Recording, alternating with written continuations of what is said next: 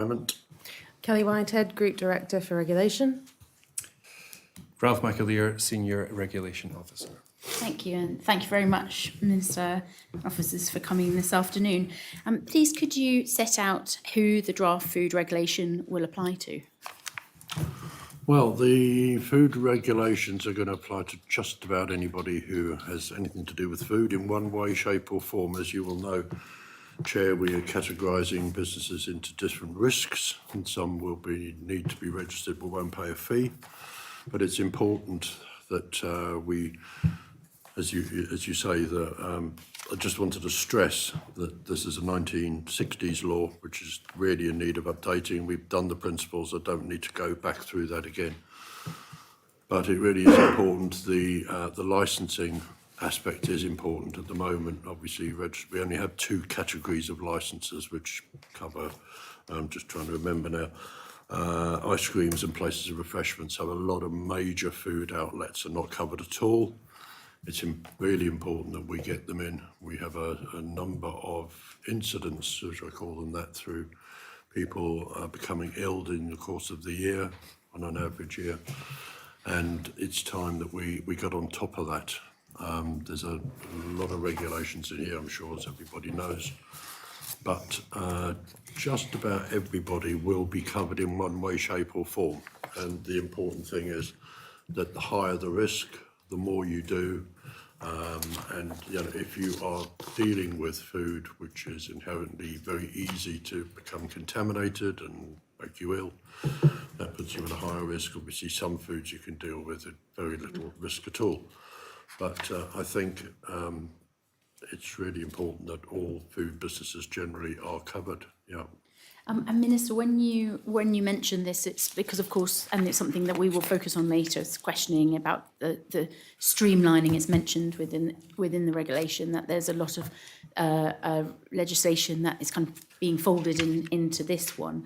But focusing on who will this apply to, are there then a lot of organisations, businesses that will be captured in this food regulation for the first time? Absolutely, I think that's correct to say. Similarly, at the other end of the scale, as you might appreciate, we've had a huge number of inquiries from people who run charities, who, you know, like a Women's Institute event and Lifeboat Afternoon, various one-off incidences that take place during a year or very irregularly. And while we started off by saying to people, please don't worry, a lot of those businesses just won't be covered, we've ended up then developing quite an extensive list, which I guess we keep adding to all the time, of examples where people aren't going to be impacted, and they're not going to be stopped and not going to be heavily regulated. And I think it's important to say that what we're definitely not trying to do here is to shut down the community spirit in Jersey that always has food and drink at the heart of it for these charitable and community type events. That's not the idea of this. We started off with quite a light touch. We've ended up with a long list of examples that aren't going to be affected. Yeah, I think, and some of those we'll go into more details later.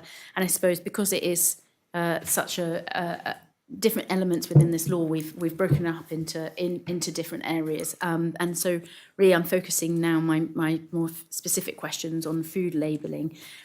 So the panel understands that one of the main features is to modernise Jersey's regulation of food to protect those with allergies. Please, can you set out how the regulation intends to achieve that goal? Okay, we have got, and I'm going to look to officers on both sides, but you've mentioned labelling.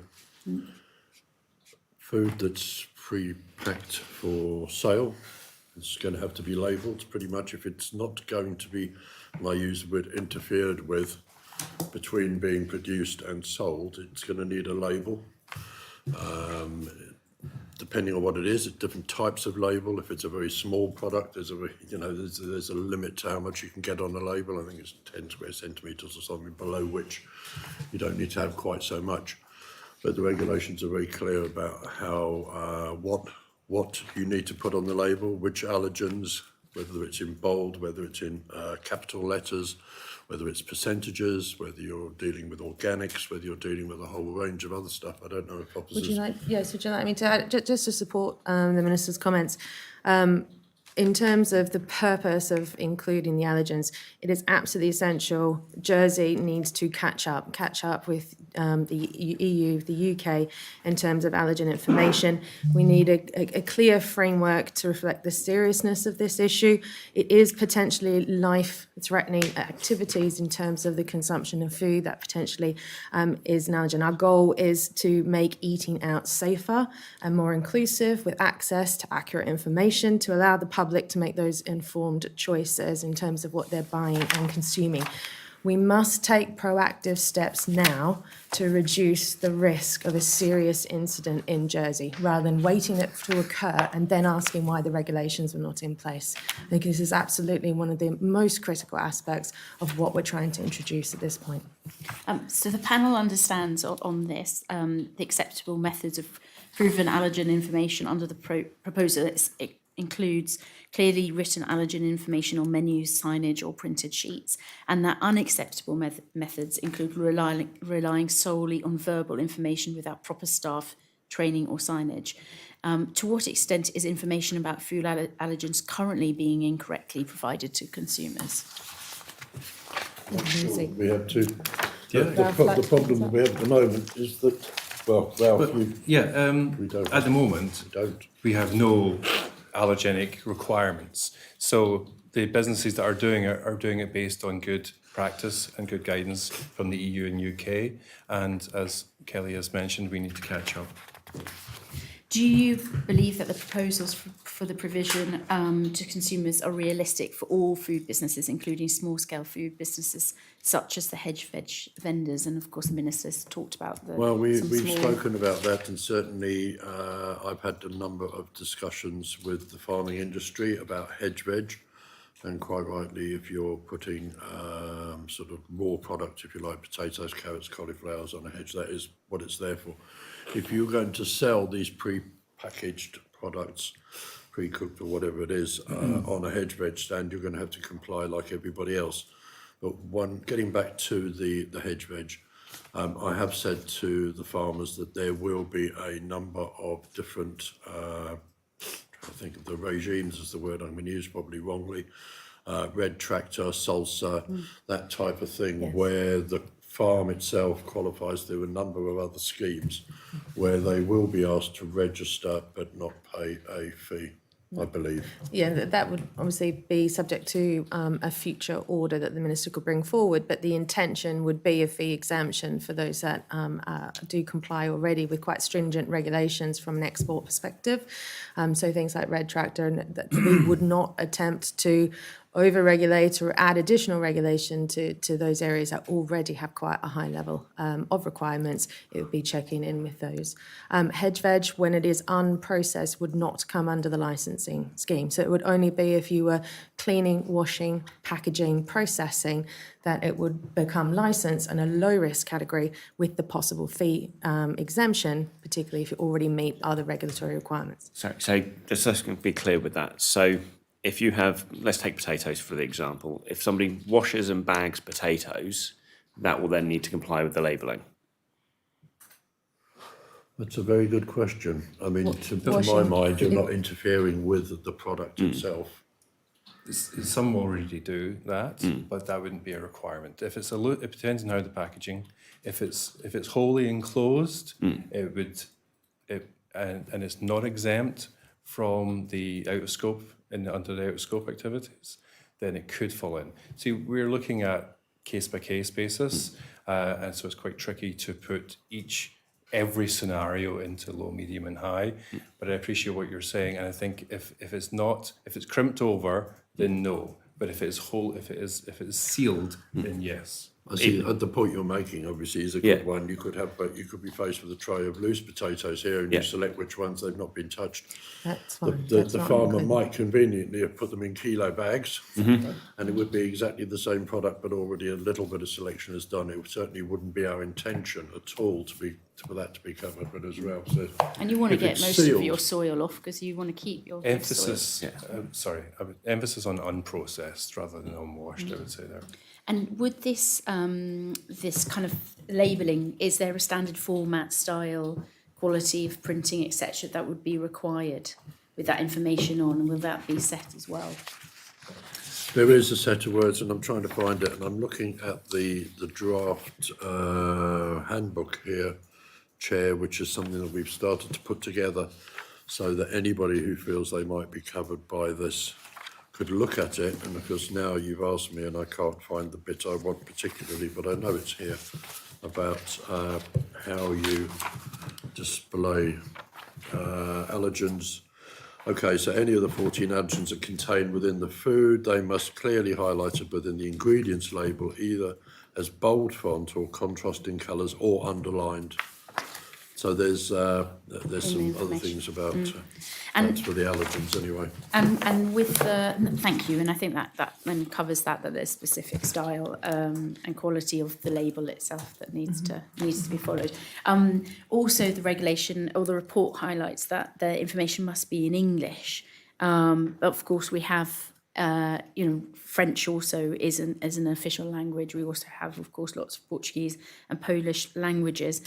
Why would it only be English? Do you not think that there should be other languages as well on these labels? Would you like us to Well, pick I'm that up, happy Minister? to- Yes, go on, Al. It's not the case. So the mandatory particulars are early on in the regulations will stipulate English, but if you later on in the regulations to specify, they highlight the exemptions to that. So we have been very flexible in the regulations in that we are exempting, for instance, the French market. Any international markets that come over will be exempt from it. Our expectation is purely that they can vocalise, verbally the allergenic ingredients in there. So if there's a translation scenario with the French product, for instance, and an English customer, that they can verbally give them the information. Similarly, we have the exemptions for shops that deal solely in one nationality. Again, a lot of the products already will have English on them because many products are international. But for those that don't, again, a verbal explanation of the allergens is acceptable in these I think Or to we've have a also- printed sheet, so Yeah, just to add a or- printed or- sheet or a QR code or Or somehow QR that is code. translation. So we've tried to think of every alternative method to make sure that customers not inconvenienced by being in a different language and then can access something very easily or quickly, so that if they want the allergy or the allergen information, it's available. And it's important to say that there's not the requirement to sticker over a different language. It's just the provision of an English translation. Right. So I guess the question remains why it requires an English one when French is an official language. So there may be producers in Jersey who would like to package products purely in French. And by my reading, the law would struggle with that because they aren't an exemption by being a Norman market. They are a Jersey producer who wishes to use a language that isn't English but is an official language. Yep. we can use that. And it goes back to... Well, I mean, that could be a bit of a political question. You could ask, we're starting off with English, we could move to French, and there would be a reason for doing that. We're bilingual. Obviously, we're very close to France, but then you might say, well, where'd you go next? Would you go Portuguese, Polish, Romanian? Before you know where you are, you might find that you can't see the product for the labels in different languages. I could answer also Sorry. just to support you, Minister. There's nothing preventing other languages. We're just saying English is a minimum, and that would obviously follow because the majority of our food imports are coming from the UK. So it's a follower in terms of the UK. You can put the provision in French as long as you have the English translation. I just want to push on this, though, because if somebody wants to sell a product only in French, which is considered an official language, and somebody is cautious about what the allergen and the nutritional requirements are in a product, it's unlikely if they've not been provided the data in English, they're going to buy it. That seems to be on the customer. But, I think what we're the saying producer is has if nonetheless met a requirement to provide stuff in a language that is recognised in Jersey. I think if there was an English equivalent, I guess- QR code or... But my question is, why does it need to exist? Because if the law is here to your point, to protect consumers, if a consumer is unsafe with that information being in French, it's their choice not to buy it. But the information has nonetheless been provided in official language.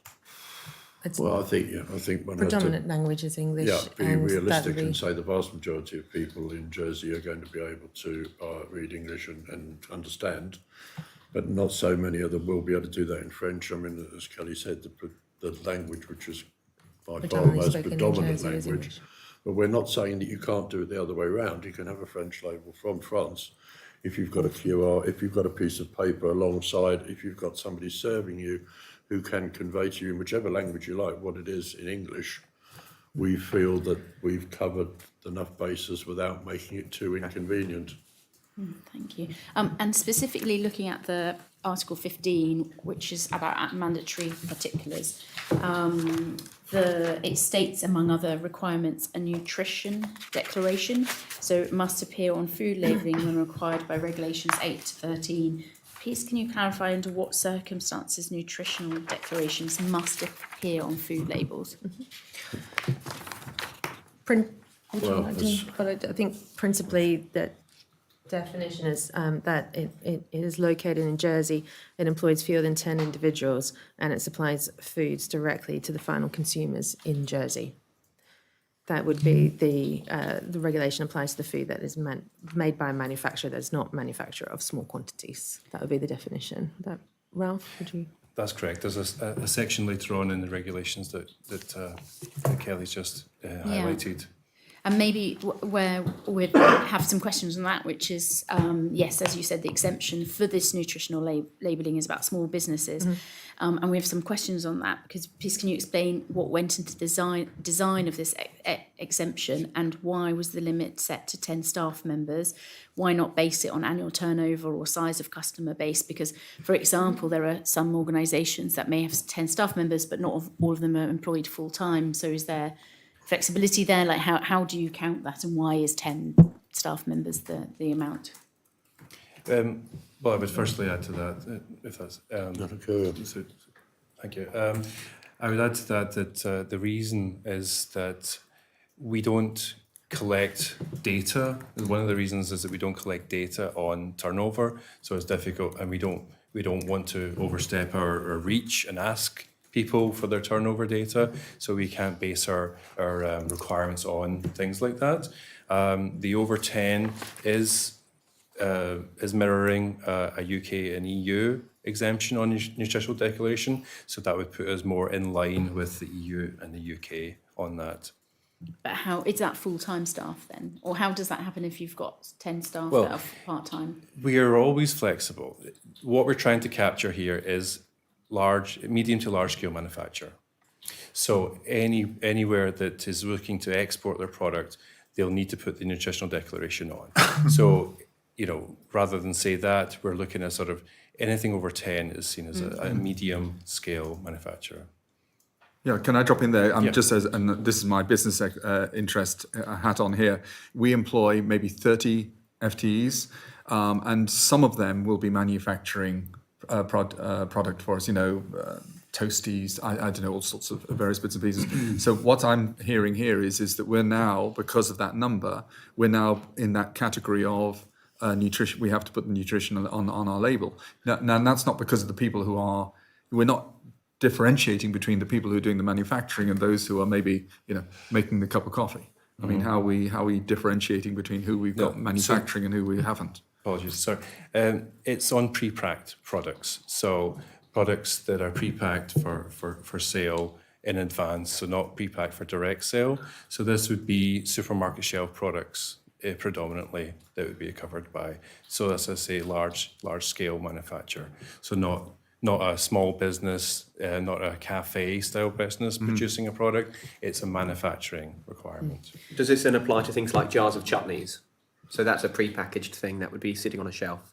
Yes, and that would be, again, a medium to large business that were creating that product that would need to put... If it was at a scale, that would be over 10 individuals at... Over 10, yeah, that's the criteria, is over 10.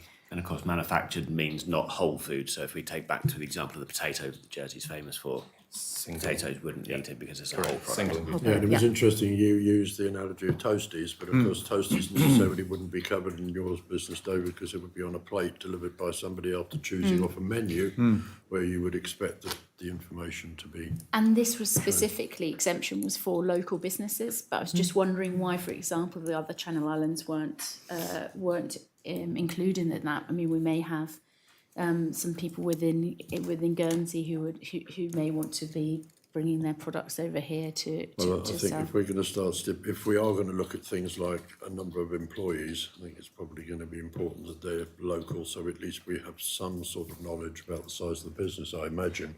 And be able to obtain that information Yeah. as well within the jurisdiction.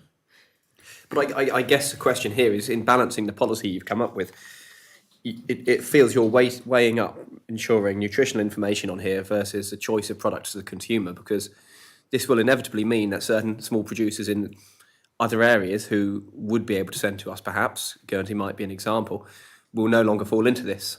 And it's just a policy choice you've made, and it's good to understand why you've gone down the route that basically trumps nutritional information, which isn't the same as allergenic, which, you know, there's no immediate health risk here from like an allergy. No, I mean, there's claims that you can't make, and you know, you're not allowed to claim that your products nutritionally do something medicinal. Which No, but I'm just curious I as would to just why say why you're quite- requiring this labelling on products that could come from small producers, who we might want to ship to Jersey and supply in small shops.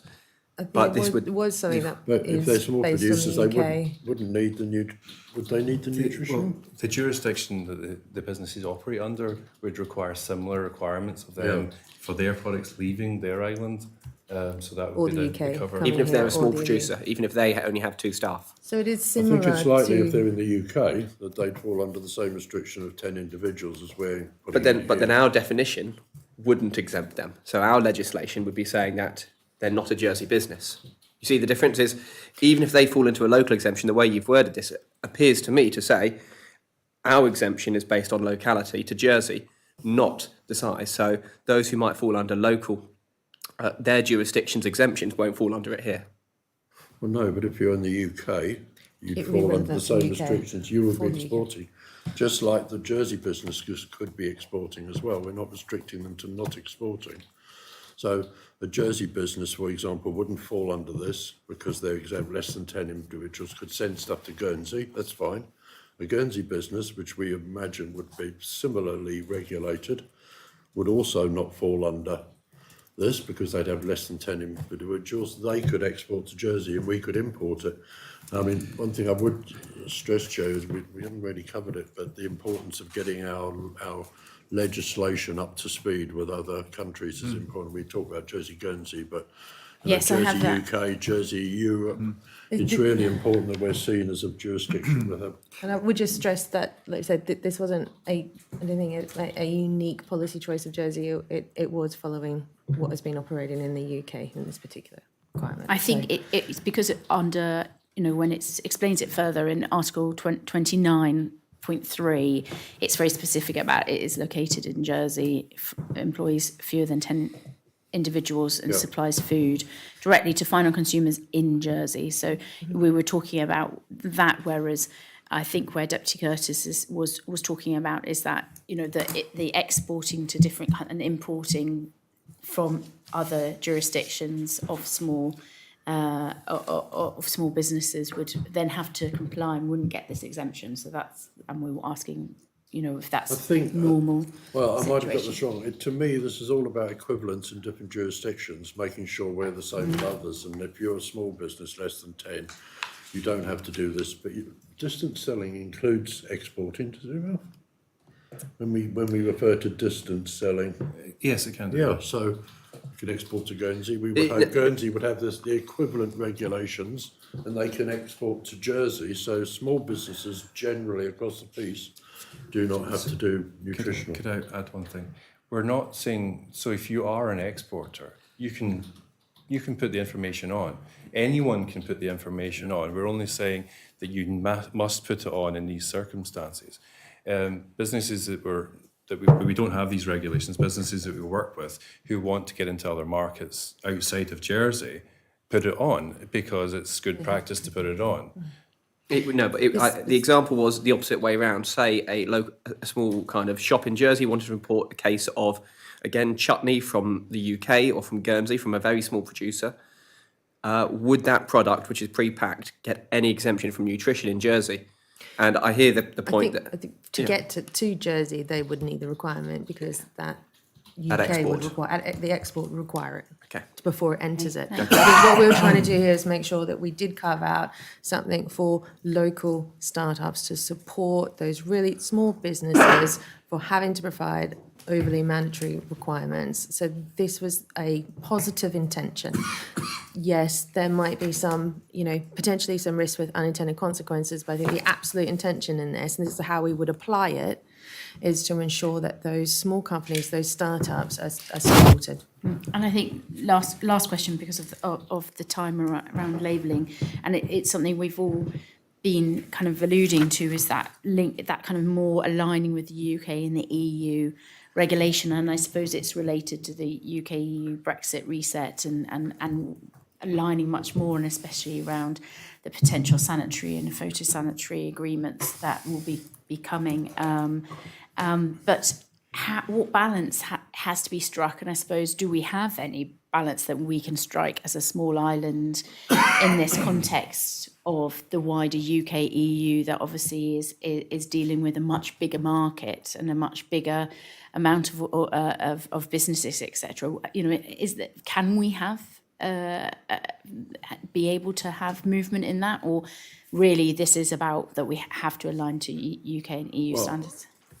I think we have to do what we have to do, but certainly, as Kelly's said, we have made every effort we possibly can, Chair, to make this as user-friendly and as light touch as possible, given that we do have to reach a standard of some sort of equivalence with the UK and the EU, because what we can't risk is when we get to the EU-UK reset talks, and you talk about sanitary, phytosanitary, absolutely, we can't risk the EU looking at us and saying, oh, by the way, UK, Jersey's not complying here and there, and we find that a bit of a threat to the reset. So there is a balance to be struck. We need to get to a certain level, and we realise that. But in doing that, we're trying to find as many little carve-outs as we can. I'm sure Kelly will tell you some more. But we don't want to make life any more difficult than it possibly has to be. But we do need to remember why we're doing this, which is protecting the consumer from allergens, from risks of contamination, poisoning, sickness, illness, hospital visits. That's what all this is about. I think that's absolutely spot on, Minister. I think, as the UK realign their regulations, to the EU, there will be a knock-on effect to Jersey.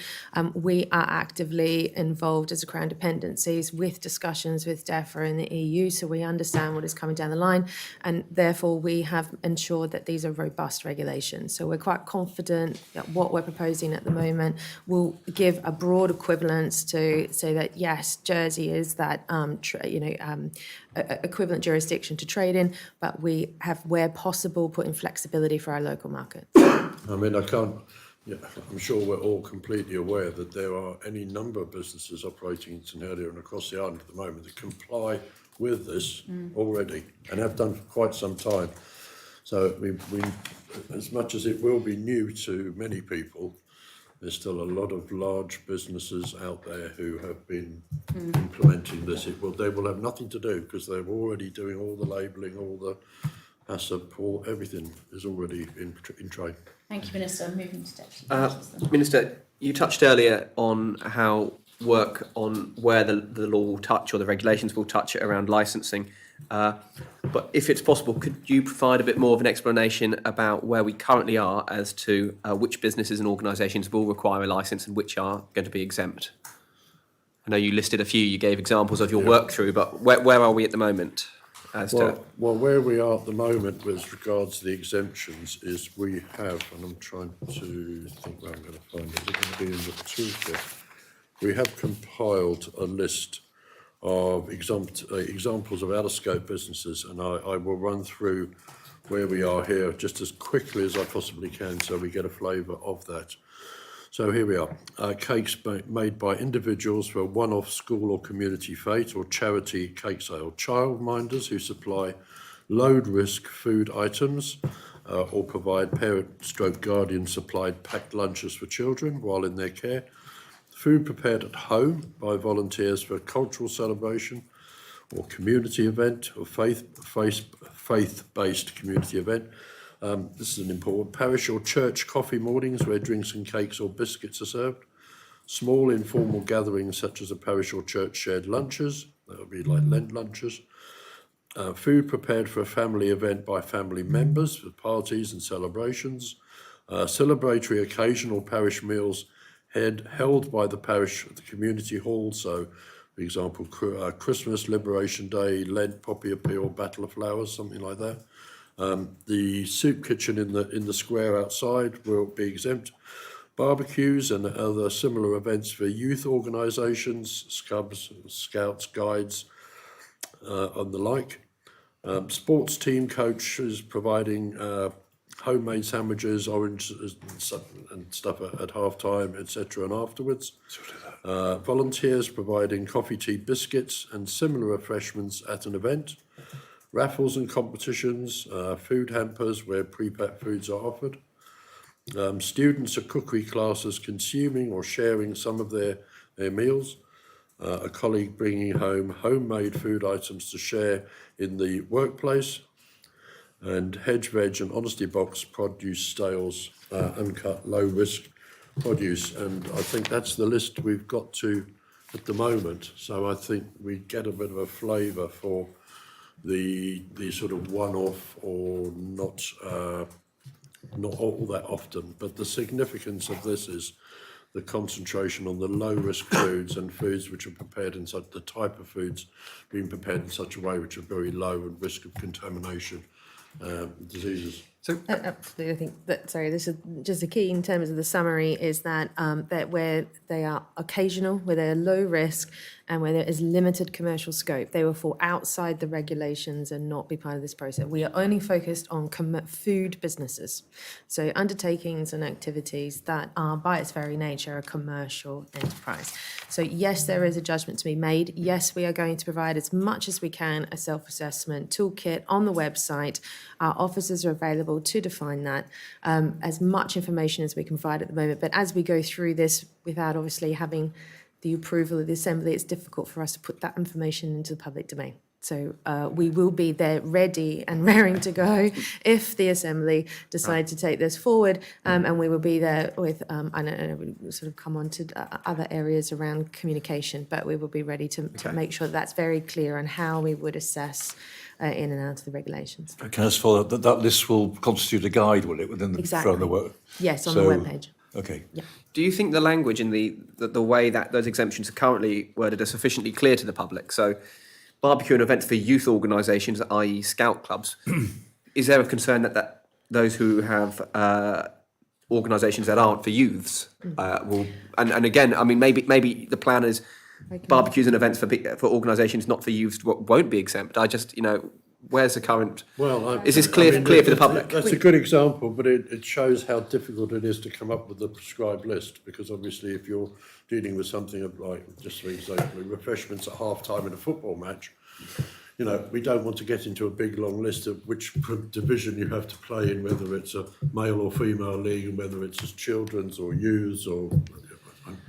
We could go on forever. So it's really difficult to come up with a list that says, football or sports matches and where the coach provides foods for the team, and then be like, well, is there any? Yes, yes, it is, because if it applies to youths or teenagers or 20-year-olds or over 60s. The information that we hope to provide in a toolkit will be, like I said, a flow chart, a self-assessment that will take you through making a judgment about occasional low-risk, limited commercial scope in order to find out, whether or not it's within or out of the licensing.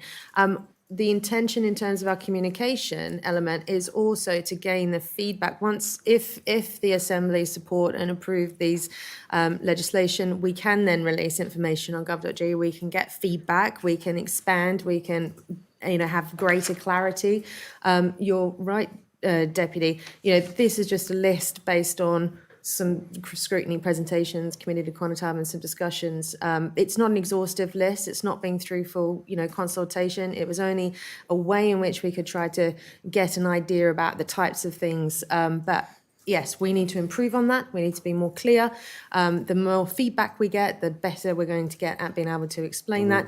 But the key thing is the flow chart and how to arrive at that decision. I mean, I don't want to go into rented dwellings, but we've had experience of rented dwellings where we've got lots of similar. We had a toolkit, we had a code of conduct and stuff like that. And we They're had live documents, and we keep updating them. And as we had find- excellent engagement from the Jersey Landlords Association that helped us develop those Yeah. in a way together. And I think we would try to do that with food industry before the implementation by the 1st of October to get their feedback and to engage them in a range of communication styles and make sure that the language is shared common knowledge. Okay, you mentioned about those being exempt from licences, and I thought I heard, in essence, aren't touched by the regulations. Could you confirm if those who are exempt then don't touch the regulations under this? So, in the sense that any of the provisions in the articles don't apply to them if they don't need a licence?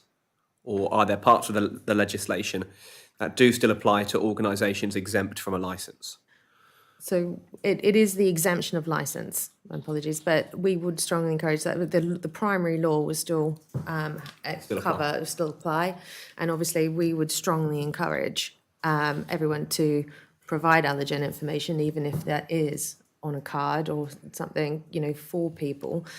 So hygiene standards, allergen standards, things part of the law, we would strongly encourage. But in terms of a licence and a requirement to operate as a food business, no, that it would be outside the licensing. Okay, looking to the concept of risk categories in the regulations, we noted obviously the consultation document had risk categories and food businesses within those. Could you give any examples of where any changes happened between the consultation document and the report that accompanied the law? Oh, I'm sure Kelly will provide some. I think Ralph has, the changes that occurred. But Yeah, the changes. clearly, while he's doing that, I might just stress how we're trying really hard to put low, medium, and high risk. You mentioned Deputy, and I've twice now mentioned two particular types of food which are really easy or quick to become bacteria covered and what have you. But I'd also say, of course, that low, high, and medium risk applies to businesses. And it's important that high risk, I also stress that where people are vulnerable, care homes and stuff like that, you might be preparing quite simple and straightforward food, but because of the client or the people who are eating it might be more likely to be at risk. That elevates your risk as well. So there's a combination of factors which go into which category you fall into. But Ralph, where have we made changes since we started this Well, work? so I've got changes that occurred since the consultation, if that's what That's you'd right, like. yeah. So when it comes to labelling, pre-packed for direct sale products, so that's products in a sandwich shop, baguettes, and they're pre-packed before the customer orders them or purchases them, that's where they need the Natasha's Law compatible label. So we've to make, and we realise that there's a challenge there for small business. So we've removed some of the requirements for that, in that they no longer need to apply the percentage of meat in the sandwich or baguette. So it's literally a list of ingredients with highlighted allergens now. So we've made that more I was flexible looking there. particularly around the business that fall into the categories of low, medium, and high, Right, okay. and whether those categorisations have changed for any examples of businesses So or not, or and no, the principles remain the same. The principles remain the same. So that is, as Kelly's alluded to, if it's it depends on the scale of distribution. It depends on the type of food that's being prepared or handled, and it depends on the consumer the consumer element there, the financial element there, the commercial element. Sorry. So the principles remain the same.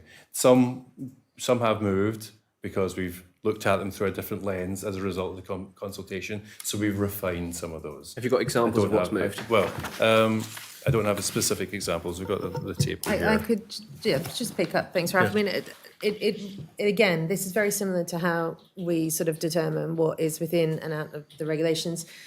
With the toolkit, there will be a matrix to be able to sort of go through a series of questions to define whether you're low, medium, or high risk. The key thing is that it is about the type of food used.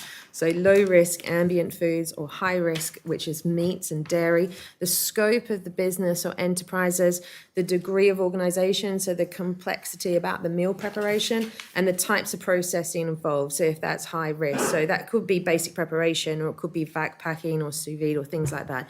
But then also, as Ralph was mentioning, the demographic of the intended, so that's vulnerable groups, so particularly in the high risk. We have provided some examples of businesses in a generic way to try to illustrate the difference between low, medium, and high risk. But again, as this is not an approved law, we've not made any decisions on this. There is no sort of definition. We haven't put anybody in a category or made an example, because this is just by way of example how you would assess what is low, medium, and high risk.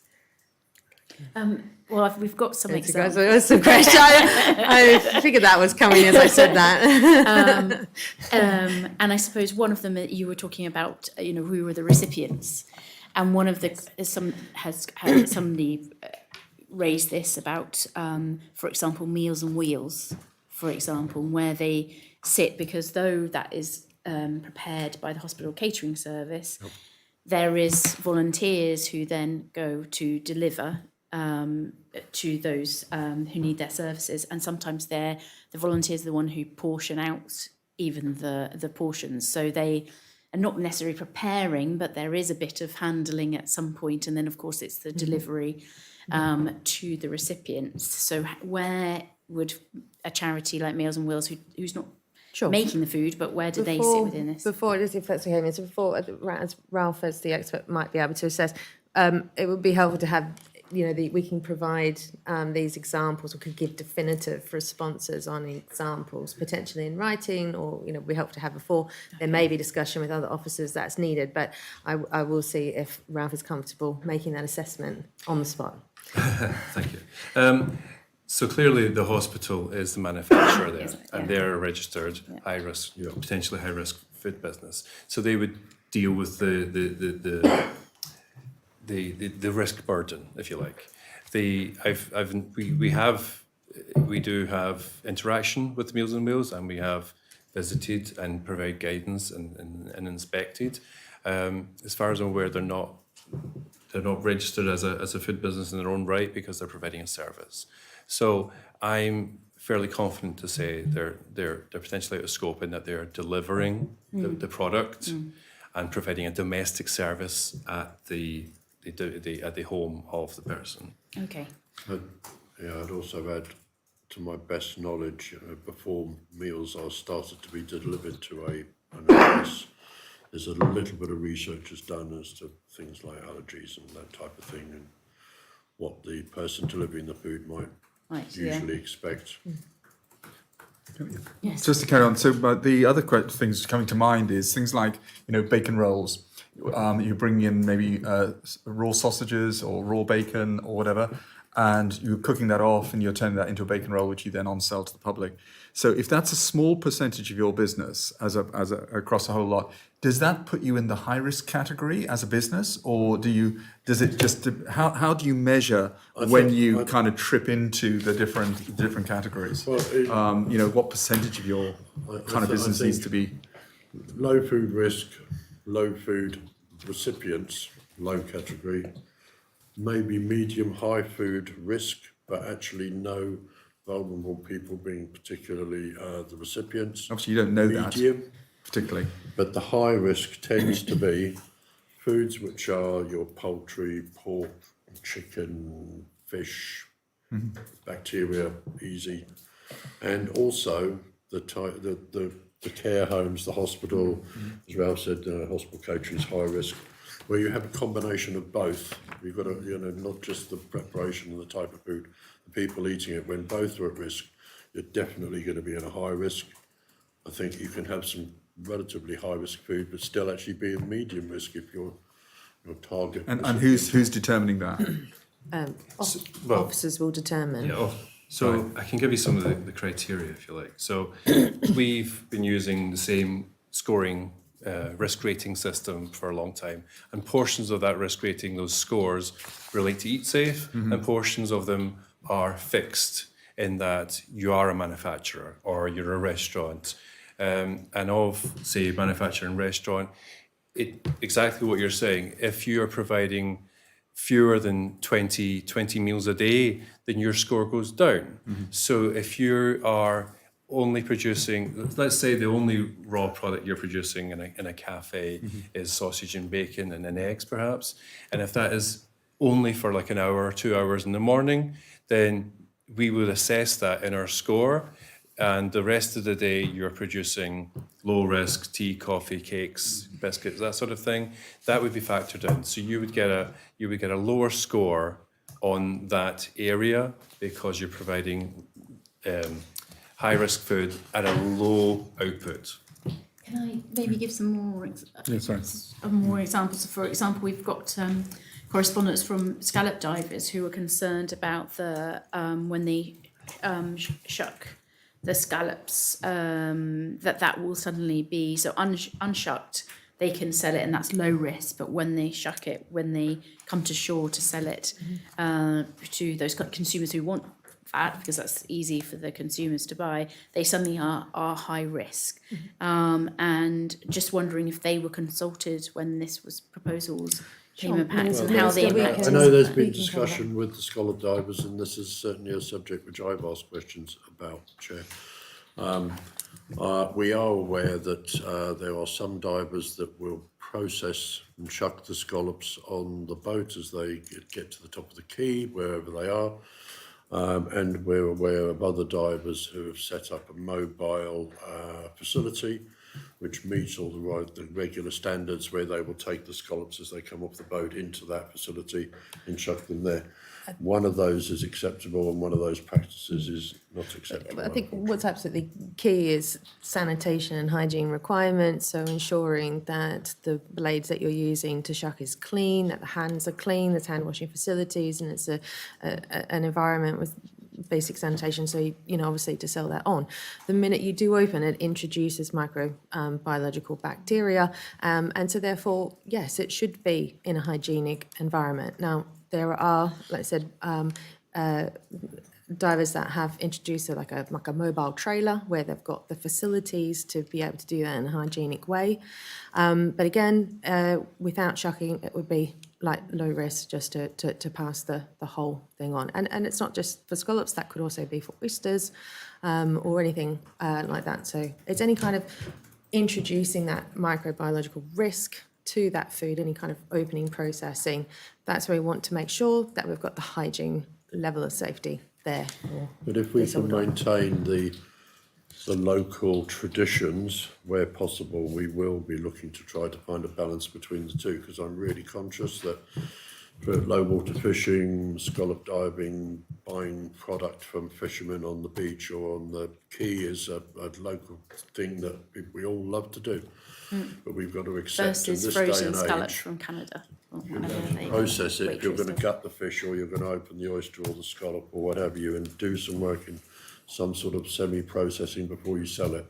That has to be done in Clean better hands, conditions. clean implements Yes. in a way that's... So we've also had, if you could clarify risk classification for businesses selling products specifically for consumers with food allergies and intolerances, because this is an interesting one. We've had a concern of the impact of choices, because some have read this legislation that actually those already with food allergens and intolerance, and the food that's provided to them actually falls under high risk categories. So I think I understand what you're saying, Deputy. So this is about free-from claims and specific requirements for specific people with high intolerances or major allergies. Yeah. So as far as I know, we don't have anyone that manufactures these products. So these are the types of products you'll find in the supermarket shelf in the free-from range. Your free-from pasta, so it's corn-based pasta rather than durum wheat-based pasta, etc. So these are made in very specific facilities that are free from that allergen, that can send samples off on a monthly basis to the lab to maintain their accreditation, if you like, to produce a free-from product, because they're producing it for people and individuals that could die if there's even the smallest trace of the allergen in there. So it's not for the cafe restaurant scope of business to produce free-from products. Some places are producing cakes that are free from gluten, which you could argue is slightly less risky because it's not an anaphylaxis causing situation. But again, and it's a parts per million specific on that, so it can have a tiny bit of gluten still in it. So it's not absolute when it comes to gluten. And I suppose this carries on to where you're saying, because yes, most of those products will be coming pre-packaged from outside, so it's an importing exercise and making sure that the labelling is adhering to Jersey regulation, but actually it's mainly from UK or EU regulation that you're assigned. And we see that in one of the lists that you presented to us, that pubs would need to have a licence. They're low risk, but mainly just selling crisps, for example. So that was quite surprising to us. So it's really just saying that any kind of business that is selling, I can add to that. Yeah, it's a bit of a confusing. No, that one might appear confusing because the in brackets is mentioning low risk products, but it's more to do with the fact that they have lines of alcohol, which are in cellars, which are not usually the cleanest of places. So there are other aspects, pest control, line cleaning. That makes much more sense. So it's I not, think the focus wasn't on the foods that they're selling, it's the alcohol as well. Okay, thank you. I think that's enough for me. Yeah, just to carry on at the. So I was just thinking about this idea of everything seems to be put onto the business as a risk. So you talk about, say, the fisherman who's coming up the slipway, has got some fish for sale, some mackerel or whatever, and somebody says, "Yeah, I'll buy the mackerel from you. Could you just gut it for me here and do that?" At what point does the fisherman say, or fisher person say, "I'm sorry, I can't do that because I'm not licensed to do that"? Or at what point does the customer say, "Well, actually, I'm prepared to pay for you and I'll take the chance"? Well, I think this is about food. And then how? Because otherwise, we're going to abandon all of This is that. about commercial. The moment you're parting with money to buy something, there's a contract there. Yeah. You're purchasing food. The fisherman is selling food. He becomes a food seller. He comes under some part of these regulations, and it's quite clear that if you're going to gut fish and sell that fish, you will need to meet the basic food hygiene standards as set out. So, So we will be effectively killing off some of these impromptu sales. if it's a sale where a fisherman walks to the top of the slip and guts a fish in front of you, I'm not aware that that's a regular occurrence. Okay, Not I'm trying to give a for not like instance. a I think sculpture. the risk is what happens if somebody is then significantly ill, and But what point that's does the really the consumer point. take responsibility for that Well, in that environment, in that setting? Sorry, not trying to be too clever, but how about if the contract was broken into two? If the fisherman sells his mackerel untainted for £5, guy buys them, the buyer then owns them, says, "Oh, will you get them for 50p?" Is that Well, I mean, you could you could say, and if we want to look for loopholes, it's a public meeting, and don't necessarily want to go into that. No. But you could say, Deputy, for example, can I buy your fish? And I could say, yes, here's my fish. You could give me £5. Yeah, sure. You could give it back to me and say, now I've purchased it. Could you gut it for me? That's and what I I'm think getting that at. would probably be outside of the scope of the regulations, but obviously. I think the other thing is where, in terms of that situation, and that comes down to our 4 E's of compliance, we're then looking at a severe impact on an individual, which we might trace back to an activity, suggest that it's within or without of the regulations, and explain to the individual why that particular thing, which seems harmless on the surface, has then had a significant impact on the individual. We would provide advice. We would try to encourage them. We are not there policing every boat that lands onto a shore as to whether or not they're going going to take their own individual responsibility. But when tragedy occurs, you look to the regulator to find out what we are doing. If we trace that back, that will be, well, did you know? Were you aware? Did you take your own personal rate? But actually, were you aware of that the reason why these rules are in place is to prevent a tragedy, to put things into place that mean the public health is protected. That is the purpose of this, is to protect individuals. I was just looking at the stats, and this is for last year, and this is only where we've had stuff reported to us, so there could be any number of multiples of this, but last year, 94 incidents of Campylobacter, 26 reported incidents of Salmonella, and 5 incidents of E. coli. And that's where we are informed, and there will be a lot more than that. So, and I'm not saying that it's fish, I'm not saying this is scallops, shucking, or oysters, or what have you, but all I'm saying is there are a significant number of incidences every year, and some of these would There be is quite evidence serious. that these regulations are required. Thank you. Yeah. Okay, so let's go on to delve into all of that. So fee models, okay? So Minister, food businesses have been clear in their opposition to the principle of paying for food safety regulation, particularly in light of the UK's approach, which does not require contributions for inspections. Please can you respond and explain why the Jersey model being developed around a business pays principle? Well, I think it won't be a surprise to you, Deputy, that government has a number of things to do, a number of work streams which need to be covered, and the regulation directorate is no exception. We've got a huge amount of work to do, but we don't have a huge amount of income, and if we don't charge for our services in some shape or form, that makes it increasingly difficult to do everything we want. I think the principle of user pays is something which we have to accept. If we're going to raise money to run government, it's much easier to justify that by saying, I am providing you with a service, I'd like a small amount of money in return, other than saying, I'm going to do that for you alone, but I'm going to take it from a general revenue where everybody contributes, so that people are indirectly paying for your service.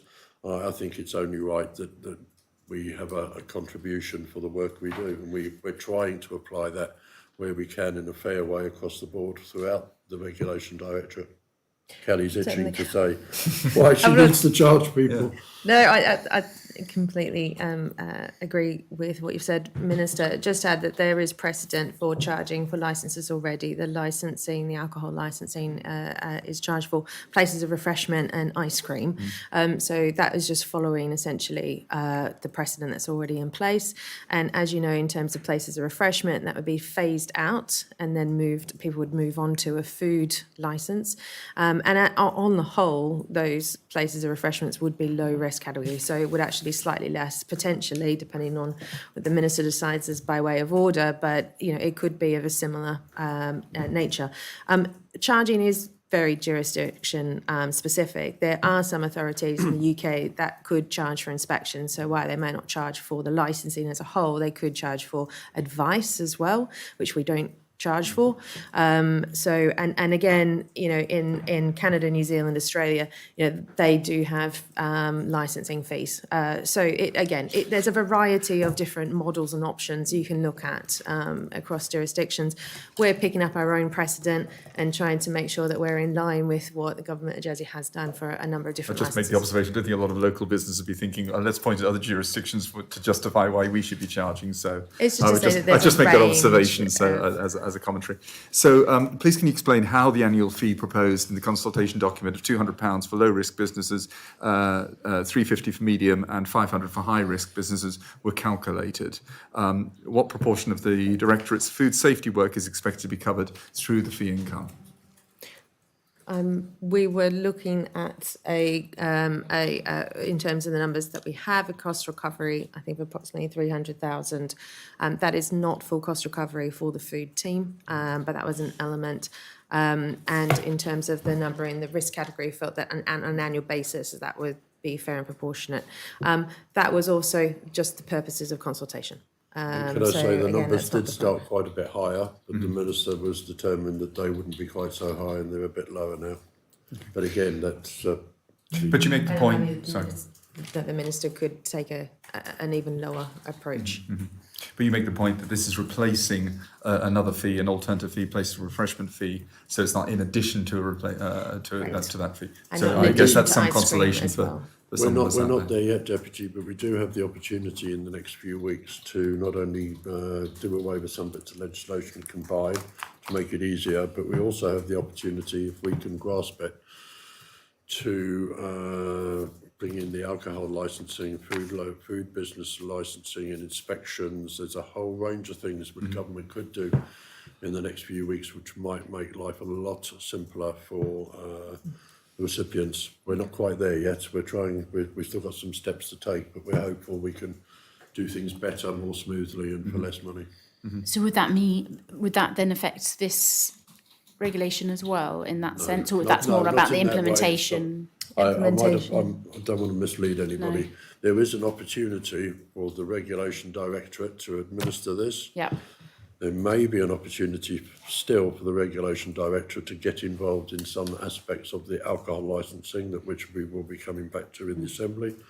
And if we can pull that off, there is the opportunity, although not decided, where a single or small number of officers could cover multiple inspections.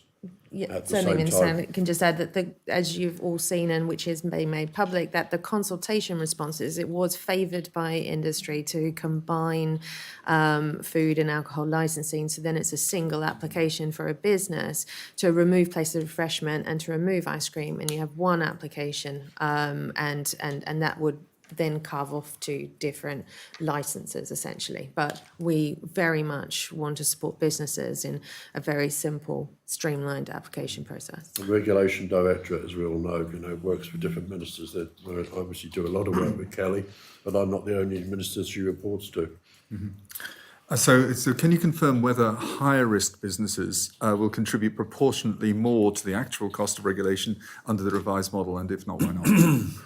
Well, that's a very good question, and the proposals are not greatly different between 150 to 304. I'm trying to think We've what got the three 500, numbers are 350 both. and 200. Yes, and when you think the small business, the low risk might be a very small number of employees selling a small number of items on a daily basis, whereas a high risk could be many, many multiples of volumes of sales, and not only that, could be selling to more vulnerable type people.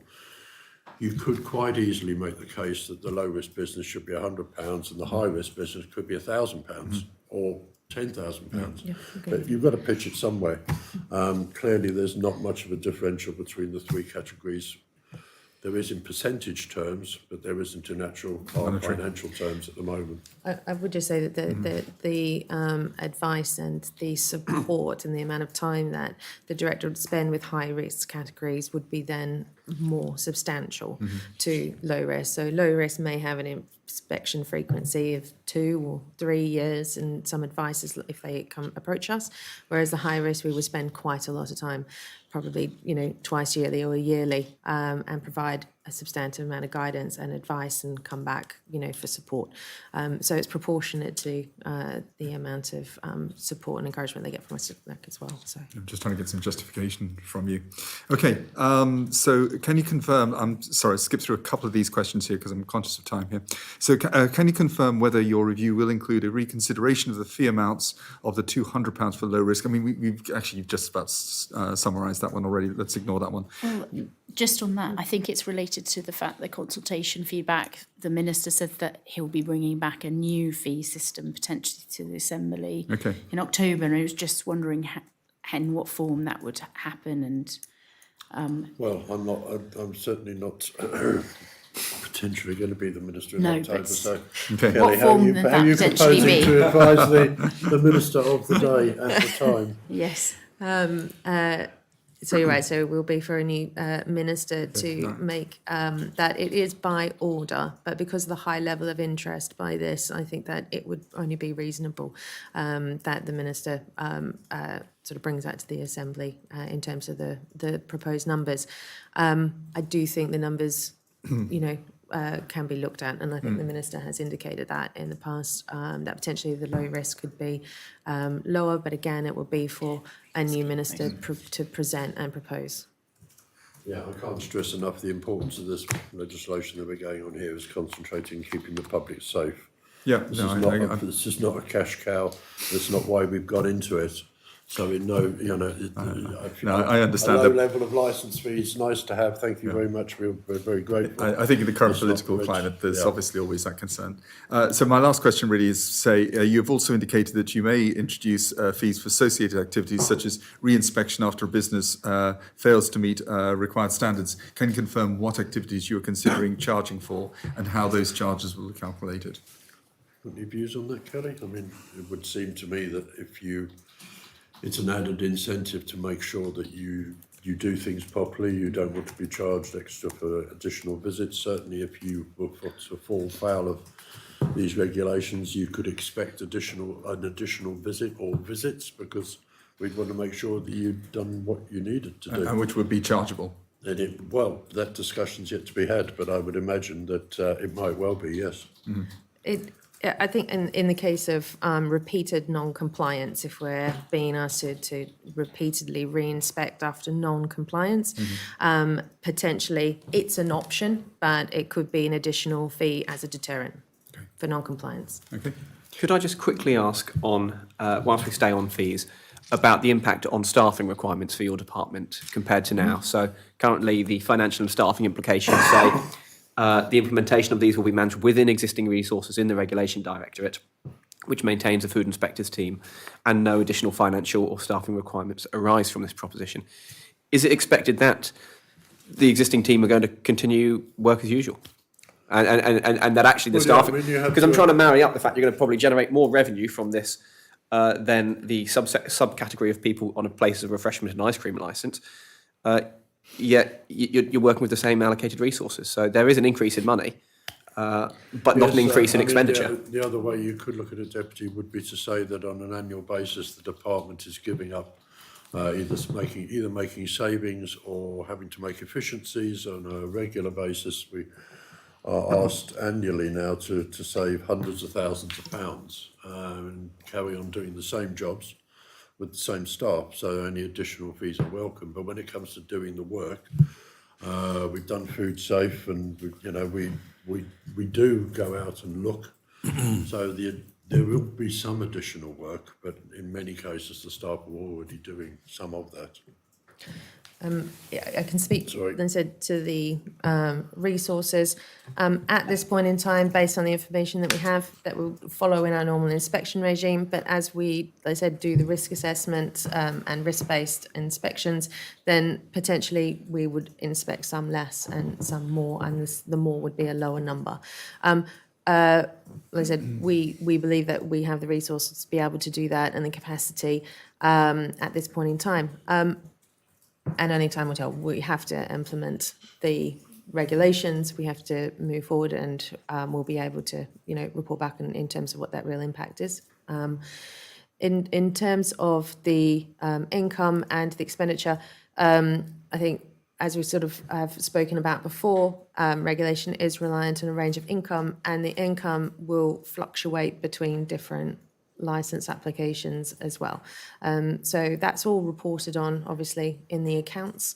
And it isn't to say that, we would still have to gain permission to expend. So we're still held within our budget limits. And in terms of the income, that's monitored essentially by Treasury. It's Treasury income. Okay. Thank you, Deputy Chair. Okay, thank you. We've had a mention of places of refreshments and some streamlining of these different laws and legislations. Can you clarify the position between the Eat Safe Food system and this draft legislation? Ralph, do you want to do that one? Well, yeah, thank you, Minister. eSafe will carry on as is.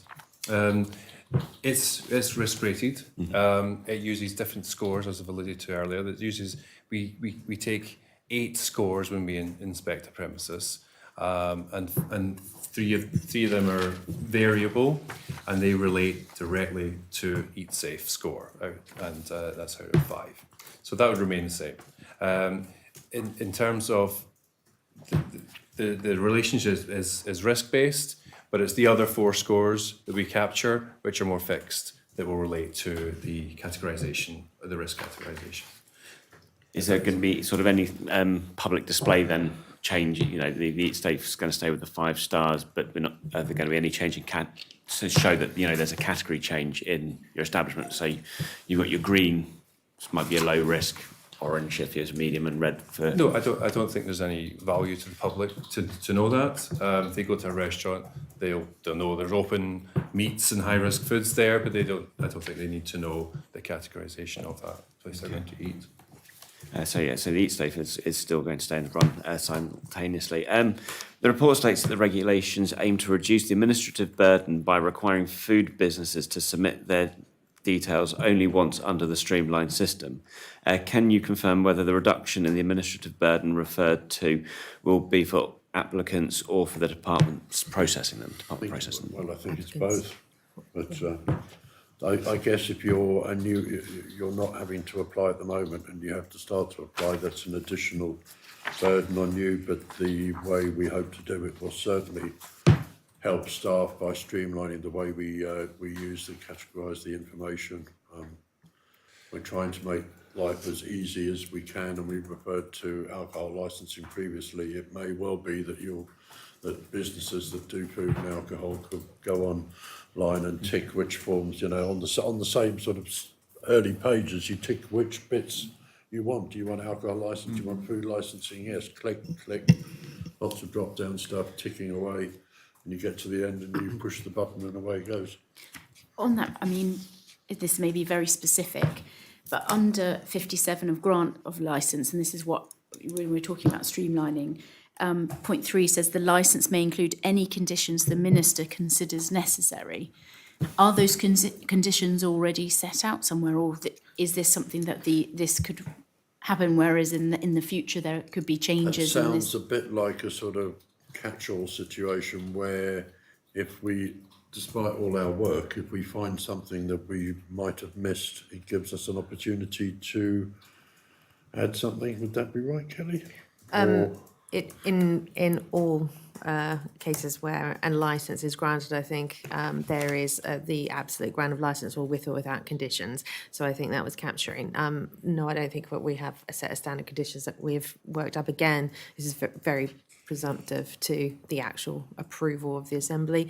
But that is certainly, in terms of standard conditions, something that we can develop and put into the toolkit and go out for It's more consultation of it in on the it. talk. We can certainly do that. Consultation. But I think it's as standard legislative drafting that the grant of licence is permissible with conditions. Okay. And then under 50, because again it's about streamline, under Article 58(4), it's talking about in agreement with the Minister for Sustainable Economic Development about a condition of licence, the premises must close earlier than the latest hours permitted. Is that related to like the alcohol licensing and things? This is related to the licensing and the tourism law and the places of refreshment, all that sit within the Minister for Sustainable Economic Development. Okay, thank you. So, Minister, you mentioned just then about drop-downs and clicking on that online application form. It is my understanding that currently businesses must fill in either a paper or PDF form. So is this being changed, or has this been changed? And will it consider things like, I've got an acronym here, but I'll just say the words, hazard, analyst, critical point, control point? That's a hazard. That's a hazard. Yes. Yeah, well, we certainly You always know, and people would know. That's one of the good reasons that we're doing this. Well, if you talk about the online PDF and where we're going. Well, it's interesting to bring up HACCP. I mean, HACCP is one of the things that we're missing from our legislation and the primary law is bringing in, and that's essential for us to continue export and trade in general. But moving on to the form, I mean, there will be a change to the form. It will be an entirely OneGov form that will be on the website. So the old PDF form will likely go, unless of course people can't get access to a computer, then we have to produce a paper version. Is that ready to go now, or is that part of your work after the... Correct. It is not in train at the moment, because that would be presumptive to the Assembly's decision. So we would only look to consider then how operationally we may be able to implement this only once we get the agreement from the Assembly to continue that work. I think looking to the HACCPs, it's just the current workflow for food operators is that they will obviously, for those who do, I mean, I think pretty much all submit a HACCP for the relevant processes that they have. That communication with the department is either by email or so. Again, back to making things streamlined. Are you changing the processes for people to interact with the department to make it easier so they can use an online form to upload the HACCP? Just to understand how you're achieving your policy aim of streamlining. And HACCPs being a clear example of where people already interact with the department by email. Minister? It's not one for me anyway. Yes, it is wholly our intention to try to make it as simple and the way that we interact is easy and straightforward online. I would say there that depending on the prioritisation of our digital systems, on potential funding to enable the advancement in electronic and online systems will depend after we scope things once we have an agreement by the Assembly if it's approved. We would need to scope that work. Okay. So there's going to be a commencement day act that's required for this legislation. No, go on, because the other thing I was going to say was, we haven't mentioned the fact that people may be concerned how much time have they got. This doesn't come into force for at least is it 6 months, Kelly? So there is a commencement day act of the law itself that we are bringing to the Assembly after at the same time as the regulations, and that will bring the law into force within 7 days. The regulations we have proposed under Article 66 would come into force on the 1st of October. So that allows a period of time for communication, for implementation. It allows a handover period, essentially. Do you think that's enough time then to make it more streamlined and easier for people who are going through that transition? We hope so. Okay. That's the end of my question. Thank you. Okay. Yeah, right. I have a few questions, some which you already touched on, but the small businesses, many responses to the government's consultation, the panel survey, warn about the detrimental impact that the proposals may have on small-scale businesses, including potential closures. What consideration has been given to those concerns, and indeed, do you share them? It's always a concern, Constable, when we implement these sort of rules and regulations. Small businesses that have become used to carrying on as they always have done always find it sometimes a bit of a struggle to come up to some of the regulations which bigger businesses are just used to doing, and obviously the bigger your business, the easier it is to have a department that deals with safety or hygiene or what have you. And I'm acutely aware that small businesses, 1, 2, 3-man businesses, is a whole raft of different aspects to the business which those individuals have to cover. They can't specialise the same. So we have been really conscious of that. Kelly's going to tell us how we've tried to make it easier, because we have at all times, I know it's very dear to my heart, Jersey's made up of small businesses, or was historically. It's important we don't Still is. regulate them out of business. It is absolutely. We have to strike that balance between protecting the public health, recognising that in some of the most serious cases, unsafe food can cause serious illness or death, but avoiding unnecessary burden on the food businesses that could limit that variety and availability. We always aim to be supportive, encouraging to business. We want to demonstrate a duty of care to their customers. We want to always, in regulation, provide effective regulatory oversight without being burdensome. We will try to be as light touch as possible, but always we have to maintain that public health as our priority. The aim of this is to protect, like I said, public health and consumer interests, which ultimately benefit the island.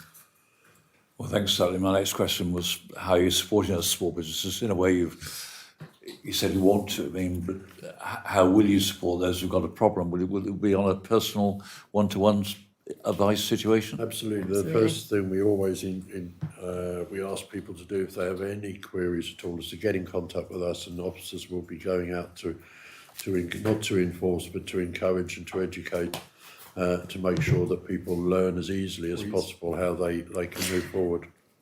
I am pleased to get through a scrutiny session and mentioning the 4 E's of enforcement, because otherwise I wouldn't be doing my... Yes, exactly. So engage, explain and encourage, and on a one-to-one basis, absolutely. We are absolutely committed within that period of implementation before the 1st of October to do bespoke sessions with particularly small businesses. We know of them. We will be able to reach out, get in touch, help them, guide them, support them, and then having some sector specific, for different charities and things like that. So we, of course, will try to be as open, transparent, encouraging, and supportive as we can. Definitely on a one-to-one basis. Yeah. Thank you. Moving on to transitional arrangements. The report states that existing businesses would not require a pre-inspection before receiving their licence. Instead, they will be contacted within the first 12 months to update their details, ensuring continuity and minimal disruption during implementation. Before I ask my next question, I mean, does that 12 months run from the 1st October date, or? I could take that, Minister. Is that Yes, okay? I'm So, I mean, happy. what we want to ensure is that if you are already registered, you're part of the Eat Safe, you've already been, regularly inspected, that we would issue a licence without pre-inspection, because obviously the business is known to us, it has been through that process. Where the business currently is either unrated or it's a new business that hasn't been through the eSafe, that's where we would potentially inspect prior to the issuing license, because we haven't been there before and we haven't done that inspection. So that would be the case where we would inspect. But in terms of transition, we want to make it as smooth as possible going from one arrangement to the next. So where you are registered and already have had Eat Safe inspections, then it would just move over. It's not a rigorous 12 months. It could be, either side, but on a whole, low risk businesses could be Could be less between than 12 months, 2 to 3 years on low risk businesses, potentially 18 months on a restaurant, cafe, medium. But then obviously the high risk could then potentially be, where you're going for it under a year. Are there any other form of transitional arrangements Yes. to this Yes, business kind? we do have transition arrangements for the places of refreshments licence. So if you've already renewed your places of refreshments licence, that doesn't expire until 27. We will honour that. So only when your places of refreshment licence expires in 2027 would you move on to the licence arrangements under these. So we would exchange one licence for the other, but we wouldn't require those who already have valid places of refreshments licences to then re-licence on the 1st of October. Okay, are there any other examples? No. Not saying there should be, I just wondered. No. Well, I'd just carry on with the theme of continuity, and I think it's absolutely vital that we don't break any continuity between the old regime and the new regime. Food and accommodation in Jersey is worth £250 million a year to the island. It's a hugely valuable part of the economy. We don't want to risk it. We want to make sure we've got our food stuff, our food regulations in place, which are right. And I go back to what I've said previously. Very many of our larger food businesses, restaurants and outlets and what have you, are already conforming with all these regulations. None of this will be new to them, which does allow staff to do the work on the new businesses and to visit where we think there might be high risk. It does allow us to pick and choose a bit, because we already know there's many businesses out there who know who are doing this. They may be whatever risk they are, but they've got it all covered. They've got every angle under control. So we're relatively comfortable. The continuity is important. We're not about shutting down any business as we move from one regime to the next. So how many do you think, have you done that assessment, kind of how many that are there that are not part of this combination, that that have already got some form of licence, etc.? Has there been an analysis to think what new captured? Yeah, is newly captured, I suppose. I made the mistake of saying a number before we started rented dwellings, which was completely wrong. So I will resist the urge to say how many food businesces. I can give the numbers if you'd like. Much better idea than me. There's circa 1,200 registered food businesses. Of that, around 200 are places of refreshment licensed, and around 20 to 25 are ice cream licensed. But that's just those who fall in scope of the current legislation. not the number that will be basically falling into scope based on this. Yes, I think it is. That will be the majority that will fall into the scope of the new regulations. But there will be businesses that currently don't fall under either of those that will now become food businesses. Yes, I think yeah, that's that's what what- Ralph is saying. The 1,200 is what it will be. We're aware So of that's some, current. not of others, but we think there will be a total of 1,200 Oh. roughly. Yeah, so 1,200 potentially would fall into that low risk, medium risk and high risk No, sorry. Ah. Oh yes, in all three categories. in all three categories. Yes. It's 1,200 would fall between That's the whole. that's the rough 12 to three. 1,300 is our rough And then- registered business. But that's I- currently I registered. think the Yeah, key sorry, I point, understand. Deputy, is we also at this point don't know what we don't know. So the ones We've that thought are there were not 1,500 currently registered, we're potentially not aware of. The ones that we are aware of, we are counting as 1,200. We thought there were 15,000 rented dwellings. And now So we there's got to the end of the 18,000. process and found there were 18,000. So we are 20% from that. Onto this one as well, thank you, sorry. Yeah, we've already touched on the way you're going to allay concerns about particularly the charitable sector on that in form of a list, you said, but that will actually be formally a guide, which Yes. It's there as a guide because it can't be all inclusive because as we've discussed with the football team at half time. But we mentioned be a living charities, guide, but it's presumably. important to say that it's not all charities. We've No. we've got a really popular and successful charity in Beresford Street that provide a lot of food commercially to outlets, and they would fall under the category probably medium risk. Something That's like right. that. We're looking at food businesses that are charities, not charities that potentially have cake sales or something for fundraising. It is food businesses, and Okay, some yeah. food businesses are charities. Charities, yeah. But Okay, the ones that fall onto the list you're talking about, Constable, we mentioned charities, and there will be many charitable events on that list.